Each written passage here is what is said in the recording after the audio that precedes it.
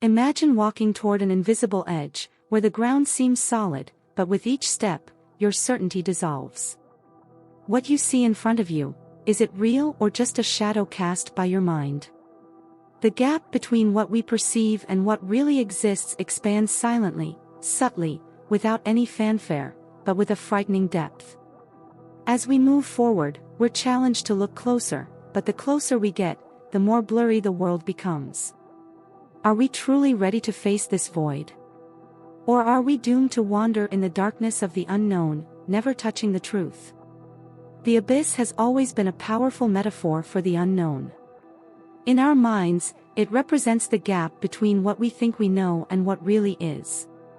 When we think about perception, this metaphor gets even deeper. What we see, what we feel, and even what we believe to be reality are interpretations, constructions that the mind creates from past experiences, memories, and beliefs. Like a distorted echo trying to reflect what's in front of us, our perception is by no means a faithful mirror of objective reality. It's more like a filter that distorts and reorganizes information, creating a subjective version of the truth. Picture the scene: you're standing in front of an abyss, looking to the other side. The distance is vast, and even though you try to see what's beyond, your vision is limited. That's how our mind works. The abyss symbolizes this barrier between the world as it is and how we see it. How many times have you been certain of something, only to realize later that it was a wrong interpretation? This gap between perception and reality reminds us that the human mind has limits, and no matter how hard we try to see beyond, there will always be something that escapes our understanding. This gap that keeps us from seeing the whole truth is both a limitation and an opportunity. On one hand, we are trapped by our perceptions and beliefs. On the other hand, the fact that we can't see everything clearly invites us to explore, to question what we think we know. In this interplay between what we perceive and what is, can we fully trust our view of the world? The existential struggle we face isn't just about identity, it's a confrontation between what we perceive and what truly exists.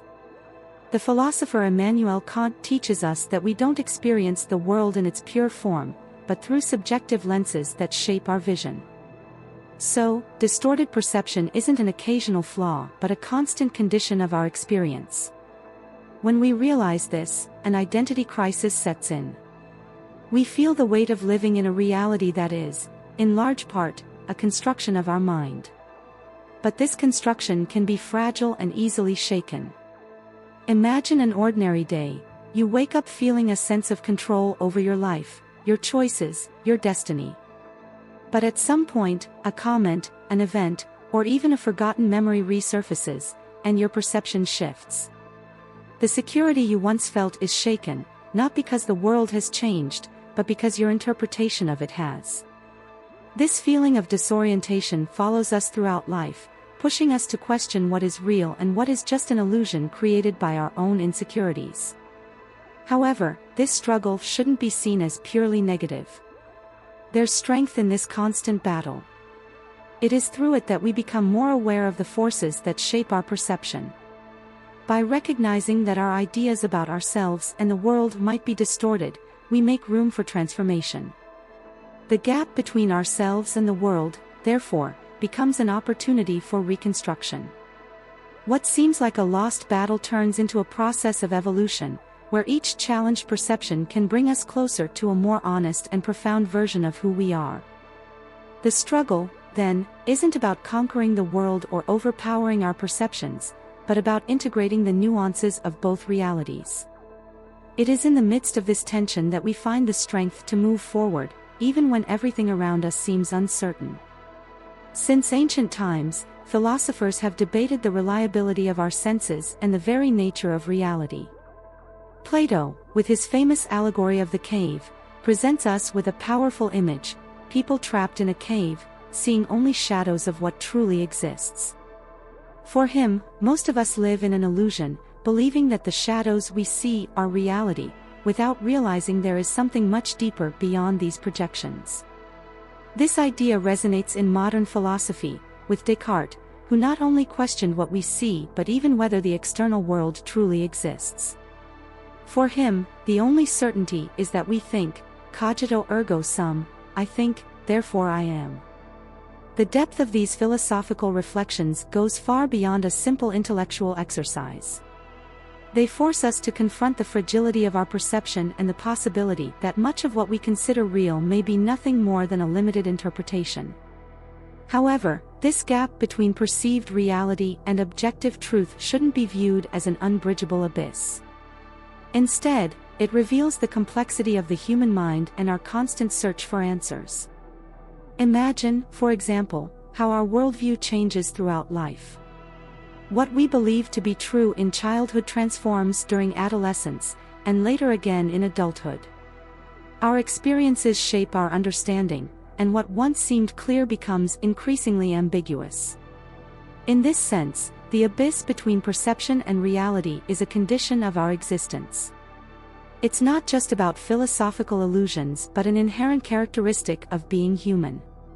Plato and Descartes weren't just proposing abstract ideas, they were grappling with the essence of what it means to be conscious. By questioning our senses, they invite us to explore the unknown and challenge the certainties that shape our daily lives. What can we learn from this uncertainty? Perhaps, instead of seeking an absolute truth, we can focus on understanding how our perceptions limit but also expand our understanding of the world. Art, in all its forms, has always been fertile ground for questioning reality and challenging the boundaries of perception. Surrealist painters, like Salvador Dali and René Magritte, were masters at distorting what we consider logical and rational, creating works that challenge our view of the world. The images they produced weren't just a break from objective reality but a deep exploration of how our mind creates and recreates the world around us. Dali, for example, with his fluid landscapes and melting clocks, forces us to reconsider time and the very structure of reality.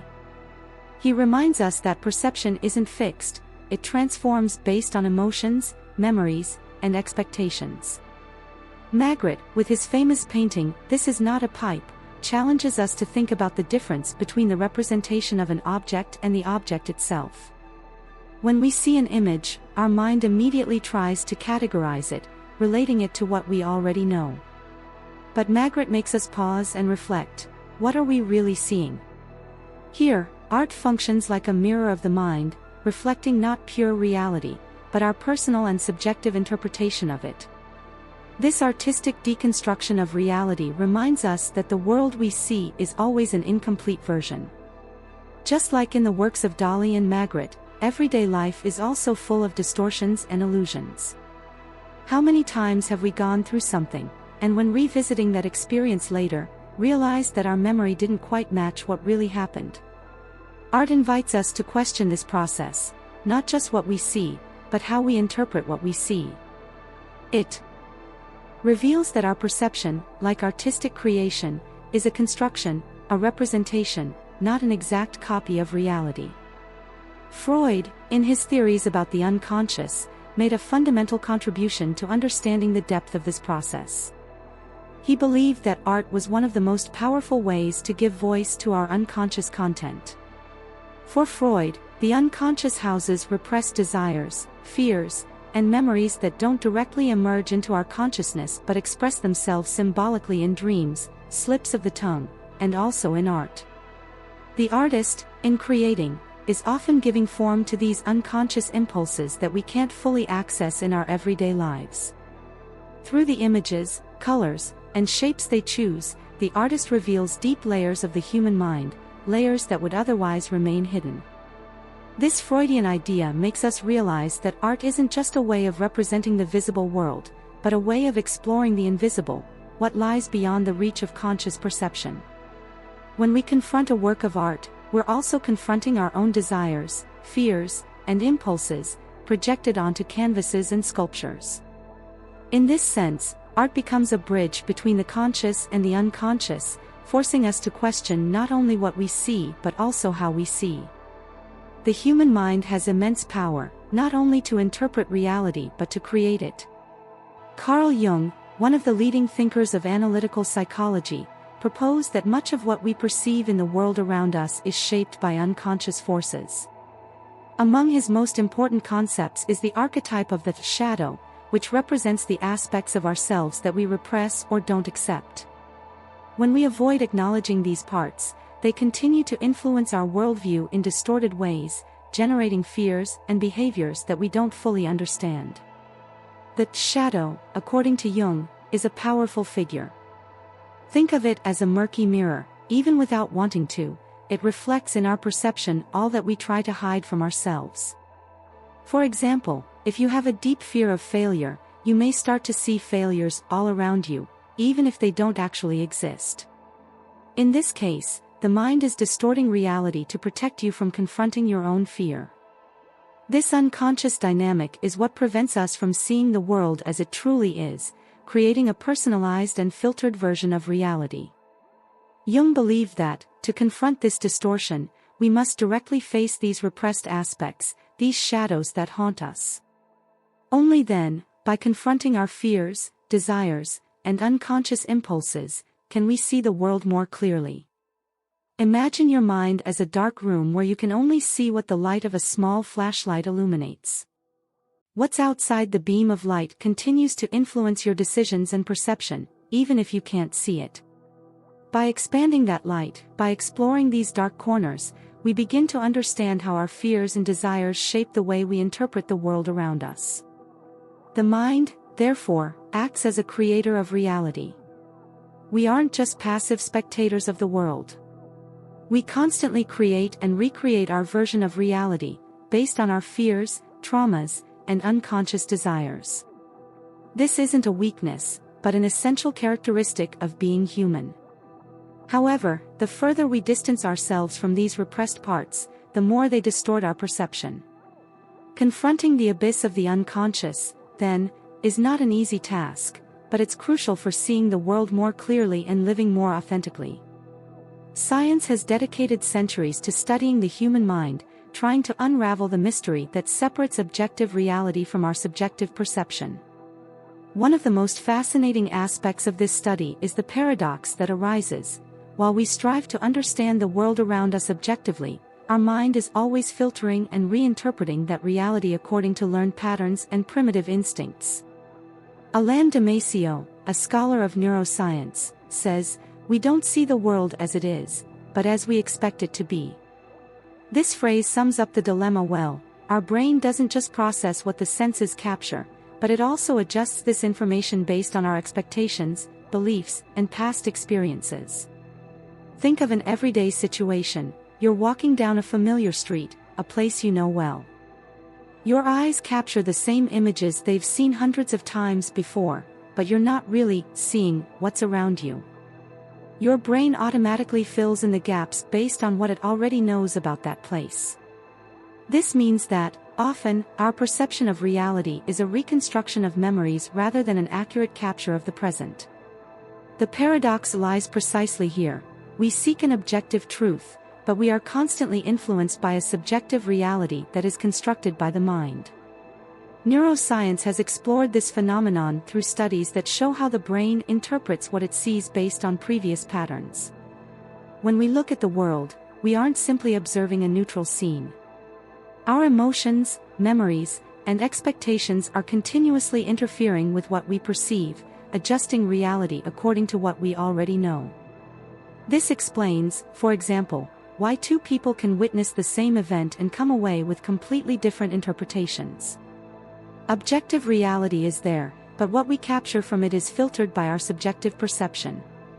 By exploring this paradox, science offers us a deep insight into how the human mind works, but it also reveals the limits of our perception.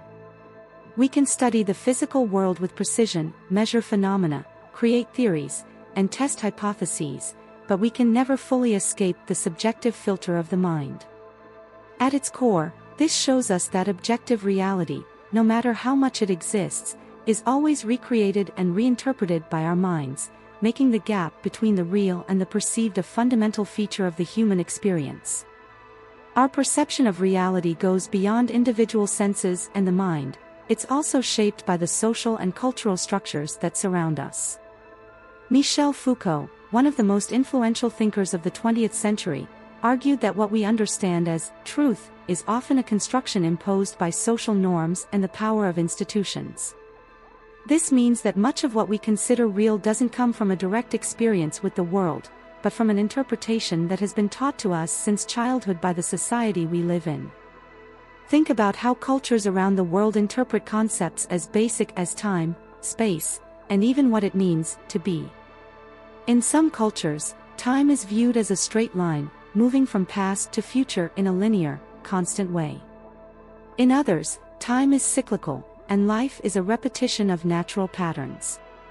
These examples show how culture shapes our perception of reality in ways we often don't realize. What we take as absolute truth may just be a reflection of the cultural norms we have accepted without question. Foucault went further, showing how these cultural constructions often serve the interests of power groups. What we consider normal or acceptable is largely determined by social forces that aim to maintain a certain order or status quo. For example, ideas about behavior, morality, and even mental health are deeply influenced by the standards set by institutions like schools, religions, and governments. This leads us to question to what extent our perceptions of the world are truly ours, or if they are the result of social norms we've internalized throughout life. The cultural gap, then, is the space between what we accept as reality and the alternative. Realities that could exist but that we don't see because we are trapped in a specific set of norms and beliefs. Society shapes our perception, but we rarely realize it. This process is subtle but incredibly powerful. It defines what we consider right or wrong, normal or abnormal, and even what is possible or impossible. The reflection Foucault offers us is a valuable tool to start questioning the foundations of our perception. By seeing reality as a social construction, we can open space for new ways of seeing and interpreting the world, freeing ourselves, at least in part, from the cultural chains that limit us.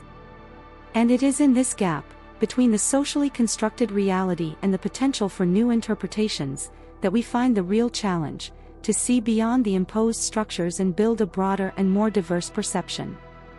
David Hume, one of the greatest philosophers of empiricism, suggested that we are limited by our own capacity to observe and experience the world. Our senses, as sharp as they may be, capture only a fraction of reality. There are phenomena beyond what we can see, hear, or touch, yet they still form the true nature of the universe. The abyss of knowledge is, therefore, the gap between what we are capable of perceiving and the vastness of the unknown. Science has made great strides in attempting to bridge this abyss. Technologies like the telescope and microscope have allowed us to see beyond the limits of our eyes, revealing worlds that were once unimaginable. But even with these tools, our perception remains limited. We cannot see all forms of energy, we don't feel the passage of time in the same way it truly occurs in the universe, and there are dimensions of reality that are beyond our reach. This reminds us that knowledge, at best, is fragmented and partial. Hume warns us that, while we can acquire knowledge through observation, our perceptions never give us the complete picture. This creates tension between the human desire to understand everything and our inability to do so fully. When we look at the night sky, for example, we see only a fraction of what's really there. Distant stars and galaxies are beyond the reach of our senses, even though they exist in objective reality. This gap between what we can know and what is truly present challenges us to question how far we can go in our quest for understanding. Perception is the first step to knowledge, but it's far from the whole picture. The limitations of human senses and the mind itself create barriers that cannot be overcome solely with scientific instruments. The real challenge lies in accepting these limitations while continuing to push the boundaries of perception, with the awareness that we will never fully understand the world. Rather than feeling discouraged, this uncertainty should inspire us to keep searching and questioning what we know, keeping our curiosity alive. In the end, the abyss of knowledge isn't something to be feared, but something to be explored. It reminds us that no matter how much we advance, there will always be something beyond, something that lies outside our immediate understanding. And it's in that unknown space that the true potential for new discoveries and insights resides. Each of us, at some point, will be challenged to face our own abysses. These moments, filled with doubt and fear, are also portals to growth.